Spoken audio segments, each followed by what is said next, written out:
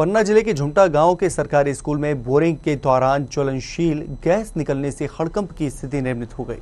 ज्वलनशील गैस निकलने से बोरिंग मशीन में भी आग लग गई, जिसे आसपास के लोग और काम कर रहे मजदूरों ने बड़ी मशक्कत के बाद बोरिंग मशीन में लगी आग पर काबू पाया। हालांकि कई घंटों तक जमीन से आग की लपटें निकलती रहीं।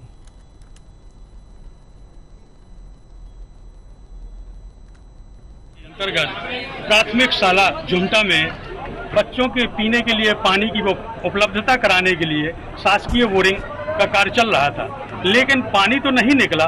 गैस जरूर इतनी निकली कि हो सकता है छुट्टी थी, अगर छुट्टी न होती तो और कोई बड़ा हादसा हो सकता था। छोटे छोटे बच्चे पढ़ते हैं। किसी प्रकार से गाड़ी को तो बचा लिया गया, लेकिन आग पर काबू नहीं पाया जा सकता। अभी भी 15 से 20 फुट ऊंची पानी की बोरिंग से आग की लपट निकल रही। ये एक विशेष बात है कि पन्ना जिला भी मतलब गैस के भंडारण से परिपूर्ण है। इसे भूगर्भ शास्त्री ही बताएंगे कि ये गैस है या लिक्विड है या पेट्रोल है, क्या पदार्थ निकल रहा। इसे तो केवल भूगर्भ वैज्ञानिक ही बताएंगे। MKN के लिए ब्यूरो चीफ राजेश पांडे, पन्ना।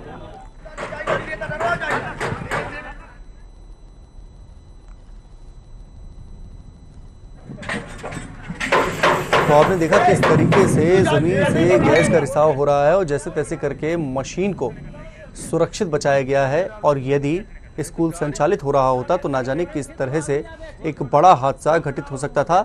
ग्रामीण जो जगह पर हैं वो किस तरीके से मशक्कत कर रहे हैं कि रेत के जरिए उस आग को बुझाने की कोशिश की जा रही है, लेकिन हाल फिलहाल में अभी इस बात का पता नहीं चल पाया है कि आखिर इस गैस का रिसाव क्यों हो रहा है, इसके पीछे की वजह क्या है।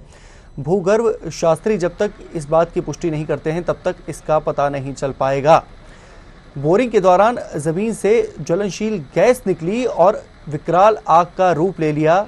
गनीमत रही कि स्कूल संचालित नहीं था, बच्चे नहीं थे और लोग यहां पर नहीं थे, वरना कोई बड़ा हादसा घटित हो सकता था।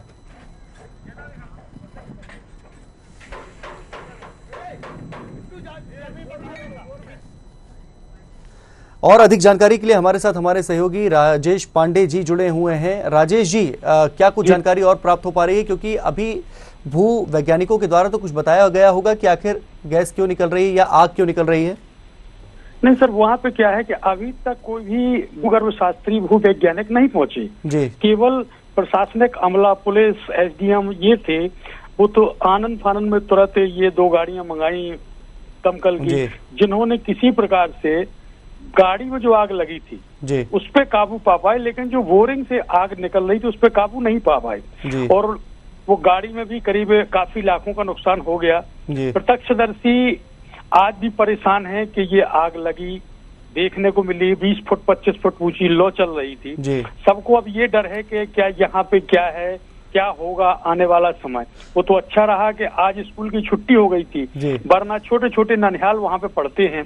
कोई भी घटना तो भाई छोटे बच्चे हैं, खेलते देखते हैं, अगर शायद वहाँ खड़े होते तो कोई बड़ी घटना घट जाती। लेकिन वो तो मशीन ऑपरेटर कि सूझबूझ के चलते ही मशीन को बचाया जा सका, नहीं तो मशीन भी नहीं बच पाती। बिल्कुल। आप जिस क्षेत्र में घटना घटित हुई है वहां पर क्या कुछ ऐसी परिस्थितियां निर्मित हैं कि नीचे से कुछ ऐसे लिक्विड रसायन का रिसाव होता हो जिसके जरिए आग लग पाए?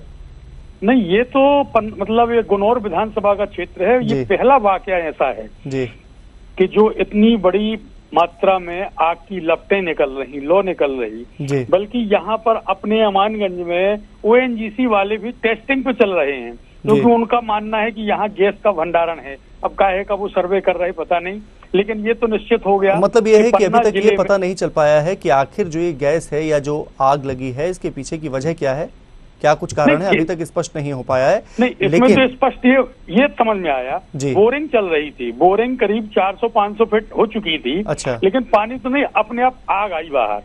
आनंद फान में वो तो ऑपरेटर से भागे इस तरफ उस तरफ, नहीं तो वो भी झुलस जाते। बिल्कुल गनीमत रही कि नहीं तो कोई भी बड़ा हादसा घटित हो सकता था। और आपने सही कहा कि यदि बच्चे स्कूल में उस वक्त पढ़ रहे होते और उस दौरान यदि ये घटना घटित होती तो शायद परिस्थितियां विपरीत हो सकती थी। राजेश जी, धन्यवाद आपका हमारे साथ बने रहने के लिए।